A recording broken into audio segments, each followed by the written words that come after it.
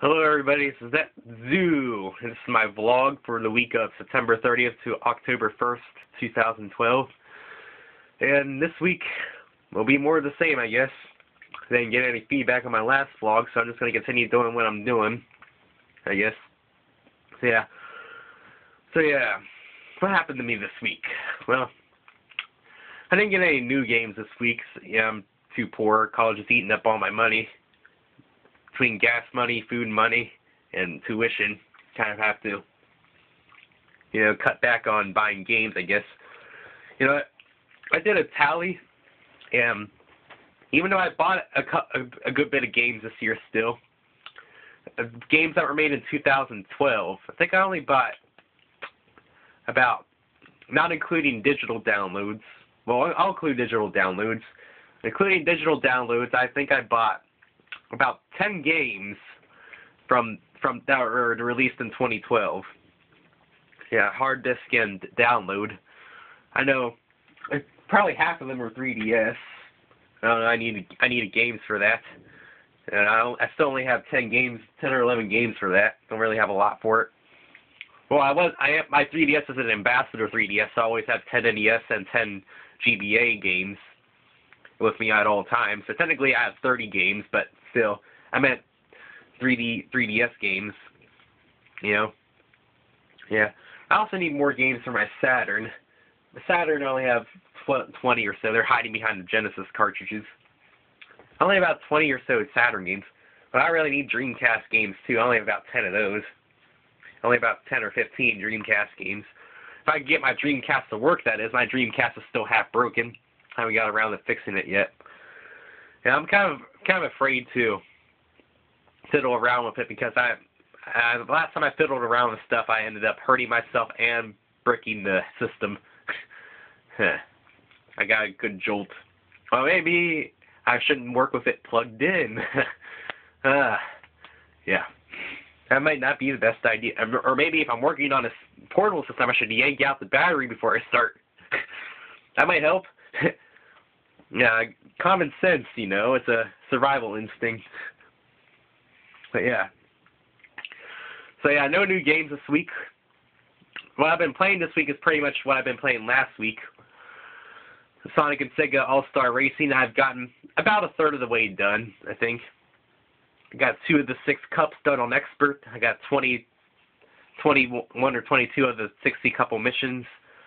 And I didn't do any of the time trials yet. Still working on that. Like I said, if you're on PSN, me and Metal Sonic would really like a race sometime. Double Dragon Neon, I did make some progress in Double Dragon Neon. Yeah, I beat the game on Double Dragon difficulty. So yeah, I got the single dragon trophy, so I beat the game as much as I could do by myself, but there is another thing I can do, because the online patch seems kind of far away. I haven't heard any word about the online patch for Double Dragon Neon. Looks like it's time for some self-co-op, methinks. I'll talk about that in my gaming discussion after what happened to me.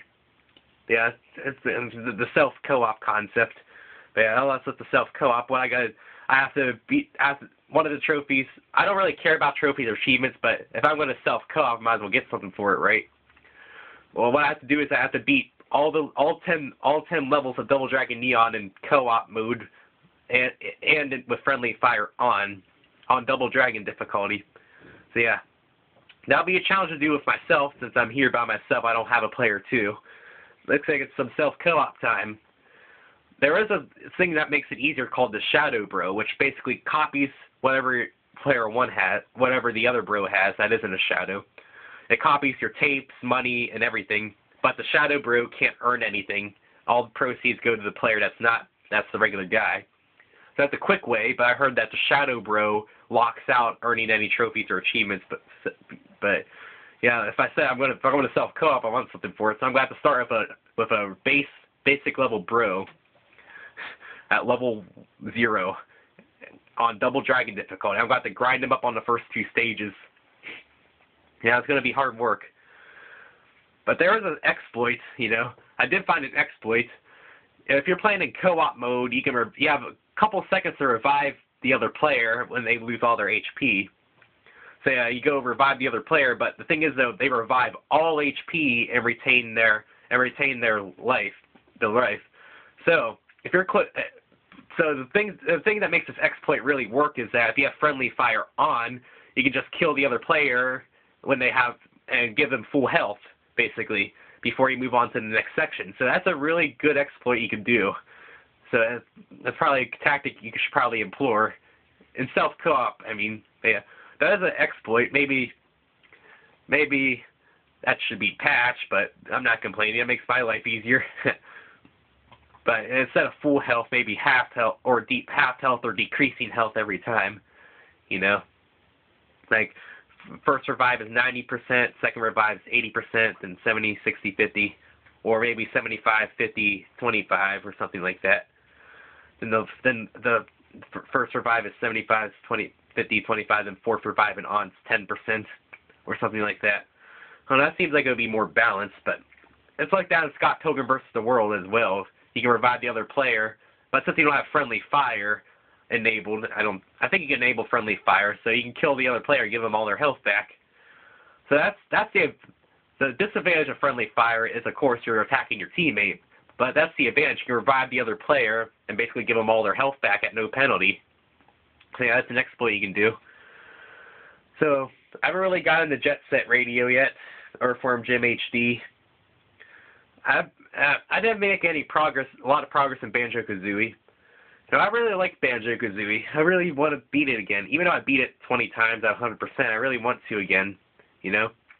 I've been really, really contemplating on starting an LP for Banjo-Kazooie because I really like that game, and I really, really want to play it for everybody.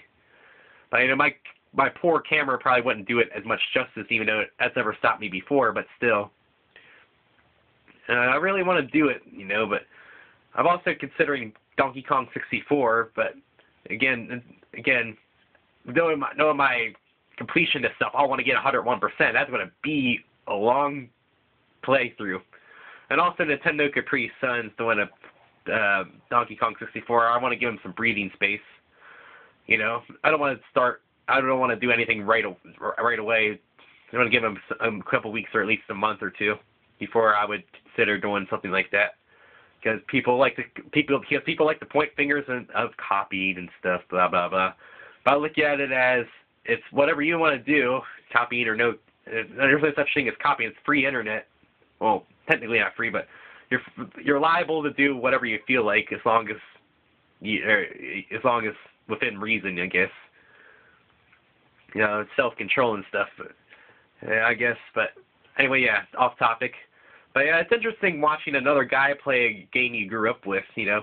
Nintendo's Capri Sun even said he's never played Donkey Kong 64 before, other than that when they went to PAX, I guess, or he mentioned it during the playthrough. But it's kind of interesting watching another guy play a game you know a lot about, you know, seeing how they do things differently, or seeing what they do wrong. You know, I'm yelling at him all the time. It's like, you missed something, or you did it the most inefficient way possible, or something like that. But yeah, I don't know.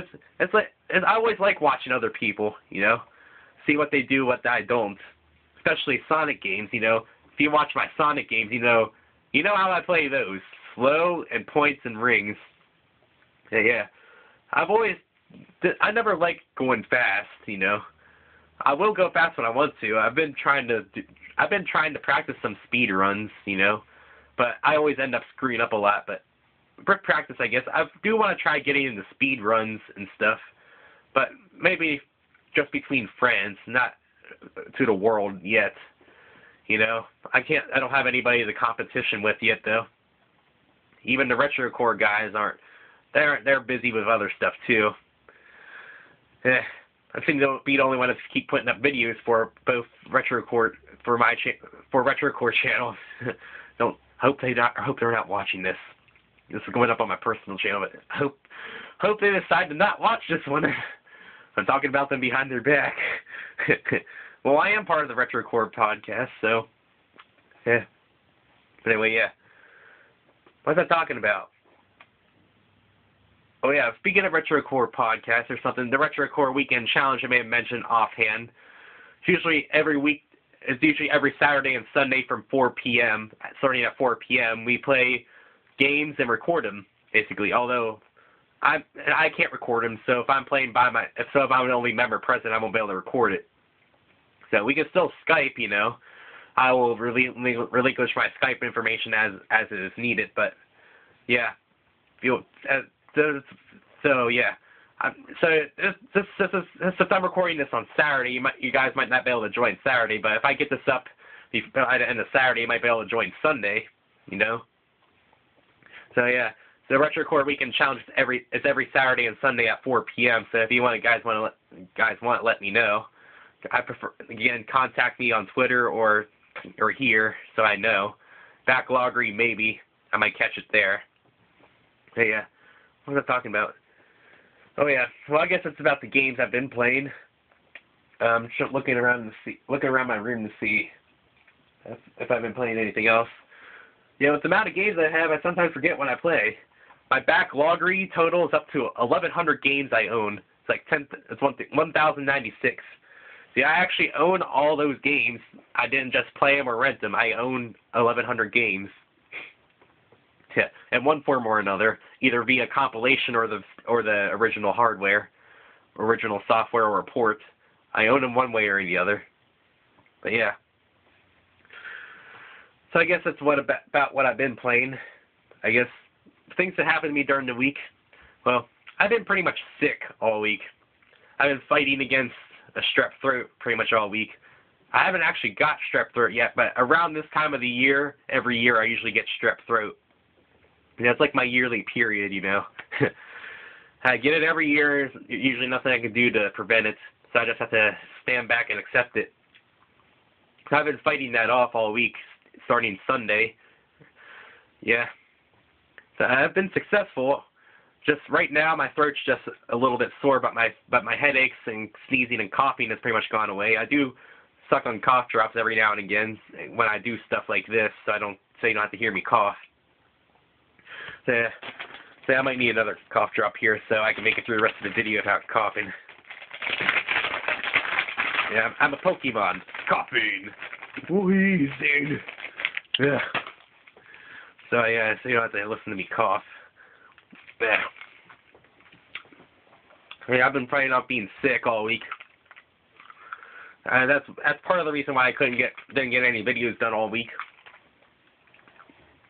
And another reason is I had 3 exams this week for my classes. So that really put a mental strain on me.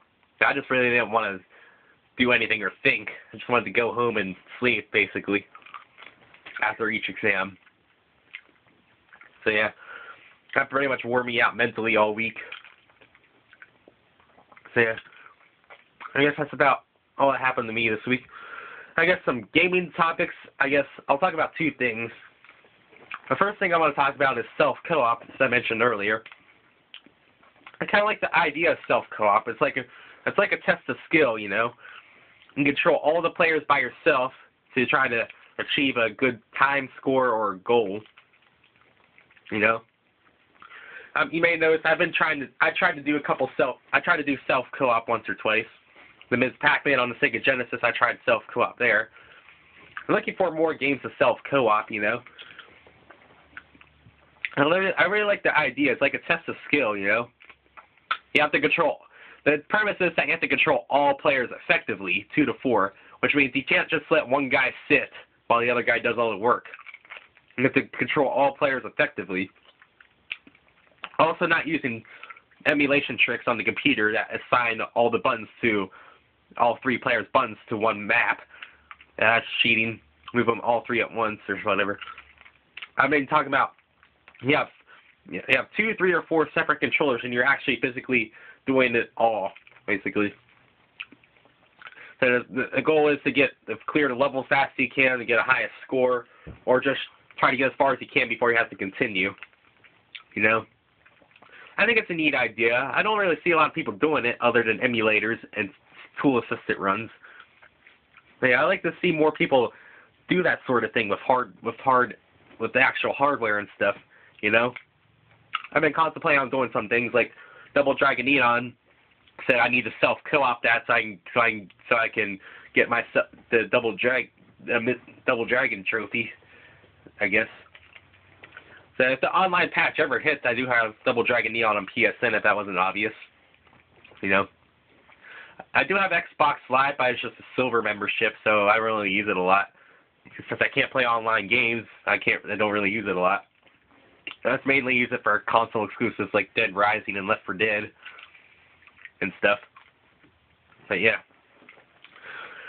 Yeah, self-co-op and I think it's an interesting idea because I thought of it because I was a pretty bored and lonely kid growing up. Video games were pretty much all I had, you know. So when I got bored of just playing by myself or playing with myself, no, I would play with myself. That sounds dirty, but yeah. I would go into a co-op or versus mode and control both for all players by myself, you know. See how being handicapped would do and stuff. And there's a lot of games you could probably do that with, you know. Any game of co-op, I guess. You know. It seems like an interesting idea. I like to see more people do it. I like to see a lot more people do it, you know. I guess I should do it more myself. I can't really think of a lot of games to do. So if you guys have any ideas for a self-co-op, let me know. I'll be happy to do them, you know. I guess the second topic I'll talk about, since I just thought of this about 1 minute or two before the recordings, HD ports and re-releases and stuff. You know, some people have different feelings on ports and HD re-releases and stuff and collections. I'm all for them. I approve of every single one, you know. I mean, just a carbon copy port or just pretty HD graphics is a kind of a waste of a port, you know, without adding anything new or anything or altering some gameplay mechanics to make it more modern, you know. Like remaking GoldenEye for 007 with dual stick controls, that would be an example of an improved mechanic, you know, stuff like that. Or softening up the difficulty in a really hard game, you know. But we're still retaining the option to play at the original difficulty. I'm all for... See, what ports... My ideal version of a port or HD re-release is keeping the original game intact in its entirety and adding on to it, you know. But most ports I find are just carbon copies with just pretty graphics. No more, no less. But a good port is one that does keep the original game intact and add stuff, you know. Like, you know, I'm trying to think of stuff. Like, I don't know, Chrono Trigger for DS, for example. I kept the original game intact, plus added some extra stuff, you know. Oh yeah, the Metal Gear Solid HD collection. It added PS3 online multiplayer for Peace Walker. Yeah, that's always good. Trying to think of other examples. But you know what I mean, right? The ideal port should keep the original game in its entirety intact and add on to it. I said that 3 times already, but that's how I feel a good port or HD up-res should be. You know, it shouldn't just be a carbon copy. There should be some extra content in it. You know? And the reason why I just like ports in general is because it gives younger generations to experience the games of old, you know? You know, some of these games have been ported to death, like Ocarina of Time, but it gives a younger generation a chance to experience the older games without trying to track down ancient hardware, you know? And you know, that these older hardwares are starting to become more and more unreliable, you know? So it's kind of hard to find 100% working copies of everything. So yeah, ports are a good way to expose older games to younger people, newer people to the hobby, you know, of playing games. You know, that's what the hobby of gaming is all about, right? Just trying to bring people together to play some fun games, you know. And the more opportunities you give people, the more likely they are to join, you know. Ports, HD re-releases, and multi-platform games are open to that. But there should still be some competition, though. I'll talk about that another time. It shouldn't just be everything for everybody. I do believe in competition and preventing a monopoly, but still, separate thing entirely. But yeah, I don't know if I could say a whole lot more on that, but that's how I feel on ports and HD re-releases. So I guess 21 minutes is enough. I guess I'll call this a vlog post for the week. So if you have any more questions, you can ask in the comments, or you can follow me or you can ask me on Twitter, which I'll have linked to the description with other stuff. So I'll see you next time, guys.